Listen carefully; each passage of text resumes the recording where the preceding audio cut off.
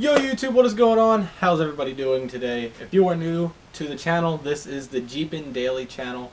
My name is Kyle.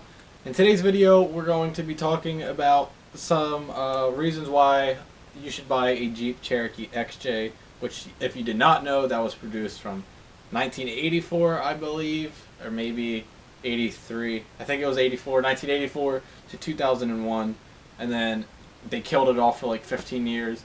And they brought it back in like 2014.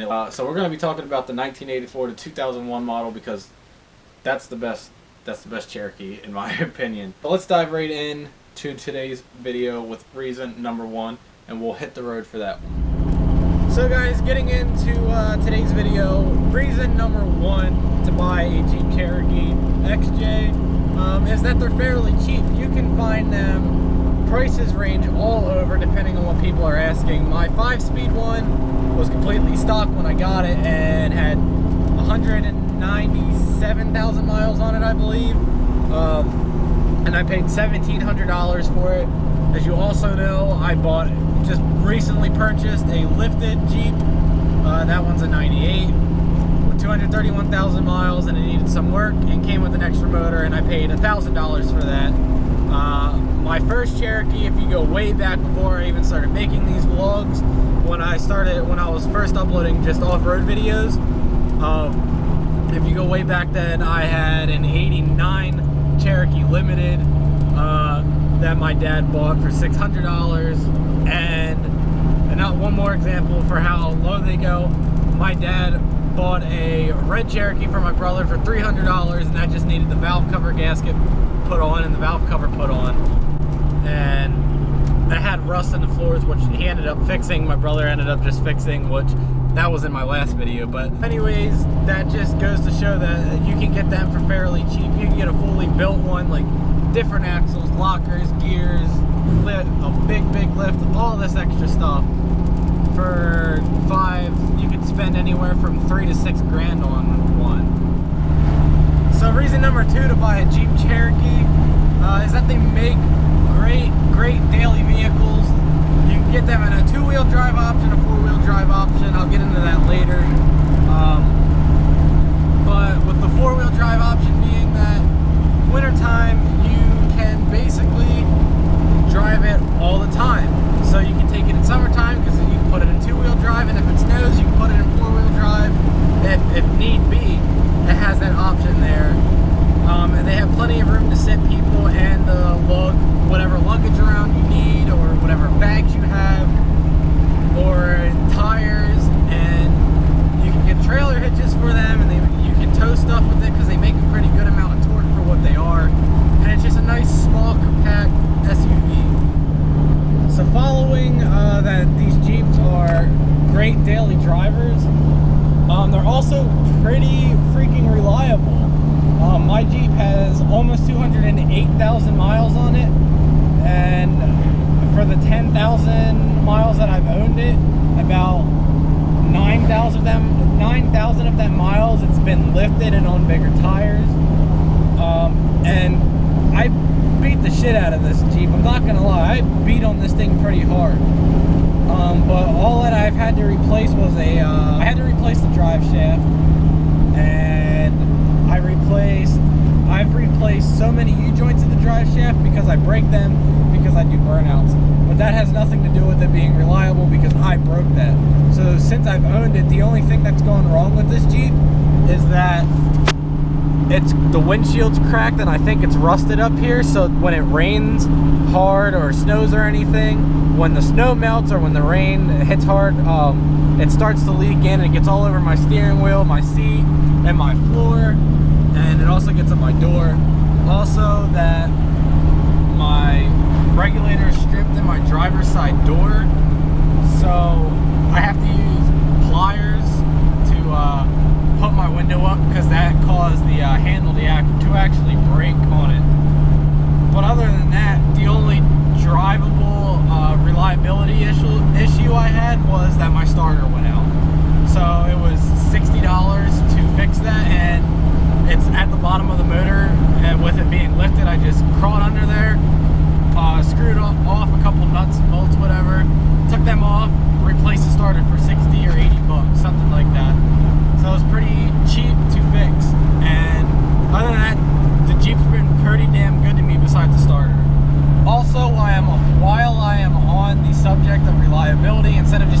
about this Jeep specifically. The Jeep that I just bought, the girl that owned it before me had it for 4 years, and she told me she didn't replace anything except, like, obviously normal maintenance stuff. But that's it. That Jeep ran and still continues to run with 231,000 miles on it. And my old Jeep, that thing never broke. Nothing ever happened that I had to replace that, except the alternator. I broke the alternator because I went into too deep of water, and water got inside the alternator and caused that to fry up. But other than that, this Jeep's pretty reliable. My old Jeep was pretty reliable, and the Jeep that I just bought seemed to be pretty reliable for the lady that had it before me. So guys, I have moved to recording this rest of this video on my laptop. I'm just going to do some voiceover of Jeep clips because doing it inside the Jeep and trying to record it there just wasn't working because I was having to yell over the Jeep and the wind noise.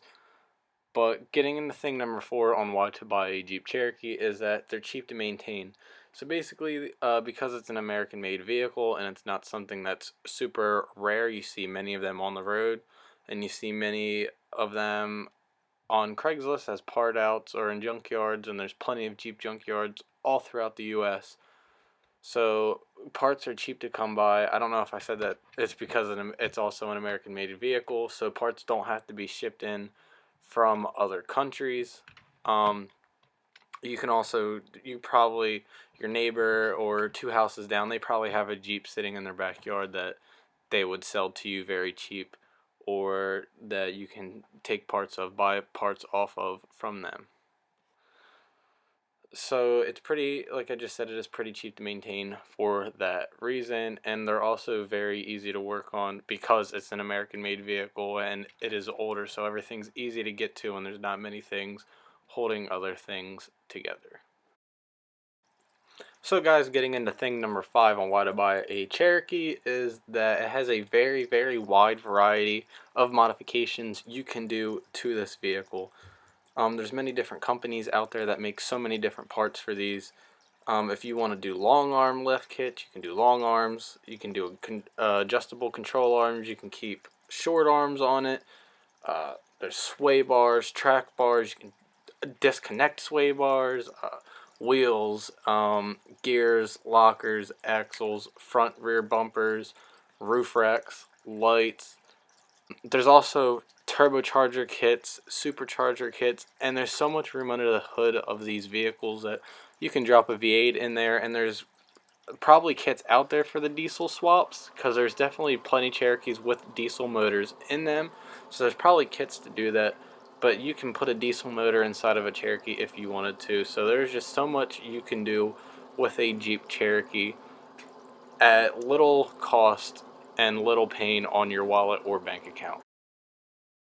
So thing 6 is going to be a pretty decent amount of stuff I'm about to say, but it's the options that these Jeeps come with. Depending on your area, if you want a 4-wheel drive vehicle because it's your daily driver, you're not off-roading or anything, you just want it for the winter and stuff, you can get that 4-wheel drive option. Or if it's your daily driver and you don't want to off-road again, but you live down south, they also only come with 2-wheel drive options, so you don't have to have the 4-wheel drive. It would do better on gas mileage for you also.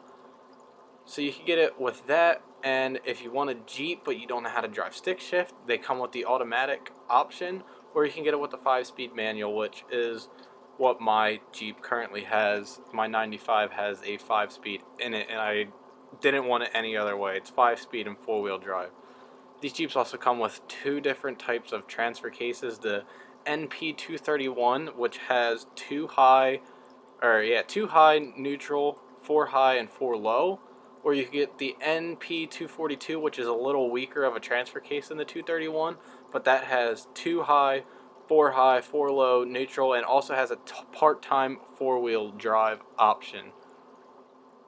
You can also get these Jeeps with 2 doors or the 4-door option. If you want a Cherokee but you don't want the extra 2 doors, just because you like the 2-door style better, you can get it with the 2-door. Or if you think it would be easier for you to have the 4-door, you can get the 4-door. Some of them also come with a cruise control. So you can get the Jeeps with cruise control. You can get them with leather, both front seats can be powered. Just the driver's seat can be powered. You can get manual crank windows. You can get power windows. You can get powered door locks or manual door locks. Also, some of the Jeeps, like I think from 97 to 01, they came with the overhead console display. I think that's what it would be called. It's like right in the center of the Jeep, connected to the roof of it. So that would tell you your temperature, miles till empty, miles a gallon, and which direction you're going, like north, south, east, west, all that. So you can also find them with that option. Now, because they stopped making the Cherokee in 2001, you're not going to be able to go pre-order and decide these options yourself. You will have to go out and look for Cherokees that have these options in them. My 89 was limited, so it had power locks, power windows, both front seats were power. It was all leather, it had cruise control, and it had fog lights with it because it was limited. But the Jeep I have now, it's just a sport model, so that has manual crank windows, manual door locks, cloth interior, and no power seats. So it has no power options. It's just pretty basic. It's a pretty basic model of the Cherokee. So guys, on to number 7 is the sound of these 4-liter engines when they are straight piped or just catless with an aftermarket muffler. They sound absolutely amazing in my opinion. Just listen to this thing.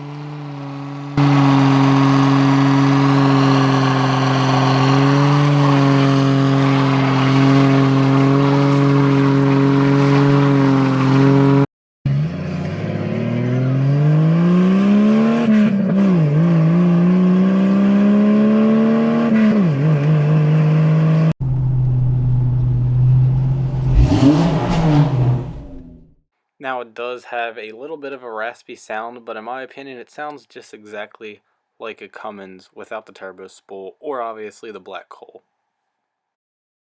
Now because this video is getting a little bit lengthy, I'm going to rush these last 3. So number 8 would be that on the highway you can get 20 miles a gallon in these things depending on how you drive, the gearing, and what size tires you have. So for example, my first Jeep had 355 gears and 31-inch tires on it, and when I drove it down to the beach, it was about 110 miles from my house to my mom's house, and I averaged 21 miles a gallon, 22 miles a gallon, I believe.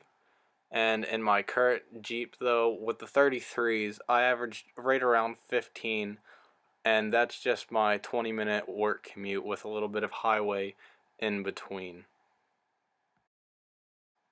So reason number 9 to buy a Cherokee, and especially to buy a Cherokee over a Wrangler, and what makes a Cherokee better than a Wrangler to me, is that obviously, like I said, you can get the Cherokee in the 2-door or 4-door version, but both versions you can sit 5 people in them. The 2-door is a little shorter from front to back, but you still have a lot of storage, like trunk space for it, and the back seat has enough room to fit 5 people in there, but it's pretty comfortable when there's 4 people in the Jeep. Also, like I said, the trunk space, so you can put a lot of luggage in there. You can lug around tires or a big spare tire, whatever you need to travel with or to practically have on you, you can put under the back seat or in the trunk space of the Jeep. Now also from factory, these do come with roof racks, so you can tie stuff down to the roof if the original owner didn't already take the roof racks off, but they do come with them. Or you can go out and buy a basket that sits on top of the Jeep, and it gives it a better and aggressive look. Now guys, before we jump right into number 10, I just wanted to thank you if you were still sticking around for these past 15 minutes and listening to me talk about this. I give a huge shout out to you guys. Comment down below if you guys have stuck around for this long or even the entire video. But anyways, jumping into number 10, I think that this Jeep makes a great weekend warrior, and what I mean by that is you can daily drive it, so you can drive it to wherever you want to go off-road. you can beat the living hell out of it off-road, and depending on what you do, if you don't pop off any wheels or axles or anything, you can reliably drive it home and take it to work the next day. Also, guys, if you don't plan on taking it off-road on the weekend, you can go camping with it. And why would it make a great camping vehicle? Well, that's because it sits 5 people, so you can take you, 4 of your friends or family members, and you can take your luggage and all their luggage and put it in the back, or even attach it to the roof or the roof racks if you decide to get an aftermarket one. And then when you get up to wherever you're going, if you need 4-wheel drive, you have the 4-wheel drive option there to get you down some tight trails, maybe through some thick mud if need be, and then it gets you to your camping spot. But guys, that's going to wrap up this video. If you enjoyed, please leave a like as it helps out the channel. Share this video with your friends because that will also help out a lot. If you're new, hit that subscribe button. If you have reasons why you think a Jeep would make a great vehicle for anybody or why you enjoy yours, comment it down below. If you disagree with something I said, comment that down below also. But guys, I'm going to head out, so I will see you guys next video. Peace.